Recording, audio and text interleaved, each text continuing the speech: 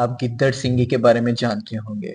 जी। जी, और क्या जो गिद्दड़ सिंगी वो क्रिश्चियन लोगों को अपने घरों में रखनी चाहिए कि नहीं? हमें इसके बारे में कुछ बाइबल में सिर्फ रेफरेंस दें, और आप क्या सोचते हैं इसके बारे में, हमें उसके बारे में भी बताएं। पर्सनली जो गिद्दड़ सिंगी के बारे में मेरा जो अभी तक का इल्म है या जो कुछ मैंने सुना है, ये इस तरह से कि लोग इसको बड़ी पुरस्कार चीज समझते हैं कि इसको अगर हम घर में रखेंगे तो हमारे घर में दौलत दौलत दौलत आएगी, आएगी, ऐसे ही है। या हमारे हालात अच्छे हो जाएंगे, या खुशहाली आ जाएगी, ठीक है, पैसा आएगा। और इस तरह से मतलब ऐसी जो जितना भी हम कह सके कि हमारे फायदे के लिए है, हमारे मुफाद के लिए है, गिद्दड़ सिंगी को लोग समझते कि ये हमारे घर में एक कह लें कि रिसोर्स के तौर पर हाँ, है, ऐसे ही है। ठीक है। लेकिन अगर मसीहियों की बात आ जाए तो मैं इस बात से मैं आपको बताना चाहता हूँ कि खुदा का कलाम जो है वो हमें इन तमाम बातों से हमें अवेयर करता है कि हमें ऐसी किसी चीज पर अमल नहीं नहीं करना। करना चाहिए। क्योंकि ये मेरे नजदीक तो मैं समझता हूँ कि ये जो गिद्दड़ सिंगी ये मुख्तलिफ सकाफतों में इस्तेमाल होती है, लोग इस्तेमाल करते हैं, ठीक है।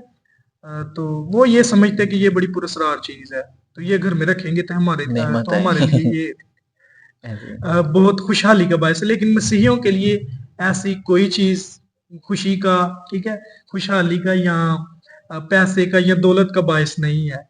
मसीहियों के लिए खुदा के कलाम में बहुत साफ अल्फाज में बाइबल मुकद्दस हमें बताती है। इस्तिस्ना में एक बड़ा खूबसूरत हवाला है, ठीक है। तो वो अगर हम देखें तो वहां पर खुदा ने खास तौर पर बनी इसराइल को मना किया है, और खुदा का मकसद भी यही था कि बनी इसराइल को अलहदा करे, ताकि जो जादूगर हैं या जो हरामकारी के काम करते हैं या जो बुतों को मानते हैं, ऐसे लोगों से बनी इसराइल को खुदा ने अलहदा अल्लाह अलग। किया। लेकिन बनी इसराइल आपको पता है कि दोबारा से उन्हीं में जाकर शामिल होते थे, खुदा के कह लें कि खुदा के जुर बगावत करते थे।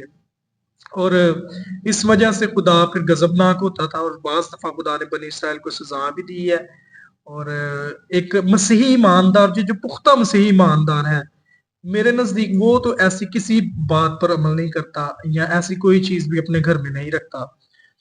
और बाइबल मुकद्दस में साफ अल्फाज में बयान किया गया, चूंकि ये जादूगरी से ताल्लुक रखती है, तो बाइबल मुकद्दस में पुराने अहदनामा में भी और नए अहदनामा में भी खुदा का कलाम बयान करता है कि ऐसे लोग खुदा की हजूरी में दाखिल होने के काबिल नहीं है। नहीं है। अगर हम देखें गलीतियों उसका 5वां बाब है और उसकी 19 से 21वीं आयत में जिस्म के काम तो जाहिर, उनमें जादूगरी का भी जिक्र है। पुराने अहदनामा में भी खुदा ने बनी इसराइल को कहा कि तेरी जो औलाद है वो इन कामों में इन्वॉल्व ना हो, तूने उनको खबरदार करना है। खुदा ने इसीलिए अपनी शरीयत भी बनी इसराइल को दी थी। और अगर हम नए अहदनामा में आ जाए तो नए अहदनामा में मुकाशफा के 22वें बाब में भी खुदा वार्न करता है अपनी कलीसिया को, अपने लोगों को, कि ऐसी चीजों से या जादूगरी से रिलेटेड जो कुछ भी है ये भी उसी का हिस्सा है, मैं समझता हूँ। तो इन चीजों पर आपने एतकाद नहीं रखना, ईमान नहीं रखना। तो इस तरह से एक मसीही ईमानदार जो है उसके लिए जो एक बात मैं कहना चाहता हूँ वो ये है कि आपके पास यीशु मसीह है।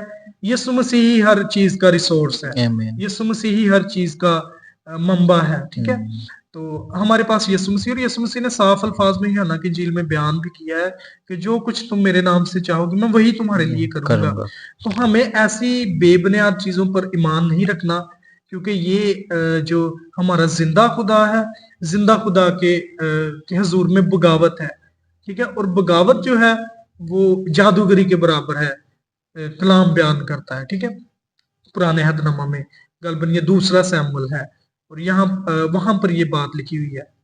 तो हमें इन चीजों से बचने की जरूरत है, और हमें अपना ईमान पुख्ता करने की जरूरत है। जिस तरह कलाम बयान करता है कि ईमान के बानी का अमल करने वाले यीशु को तकते रहना चाहिए, और हमें अपने ईमान की हर रोज प्रैक्टिस भी करनी है, जिसमें हमें हर रोज खुदा से दुआ करनी है। अपनी जिंदगी में जितने भी हमारे मामलात हैं, हमें शिफा चाहिए है, हमें फाइनेंशियल प्रॉब्लम्स है, या जो कुछ भी हम जितने भी चैलेंजेस अपनी जिंदगी में देख रहे हैं, उनमें खुदा यीशु मसीह पर ही इन्हसार करने की जरूरत है। और एक मसीह की पहचान यही है कि वो यीशु मसीह के कलाम पर अमल अमल करता है। कर रहे हैं। आमीन।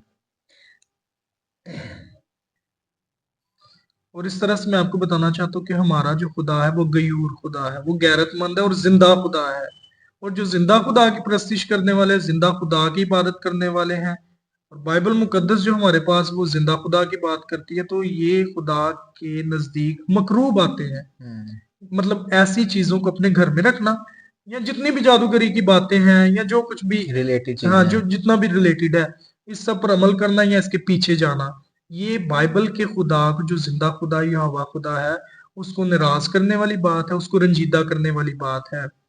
और हमें इन तमाम चीजों से बचने की जरूरत है, और हमें खुदा के कलाम पर अमल करने अमल की करना। जरूरत है, क्योंकि हमें यीशु मसीह ने आजाद किया है।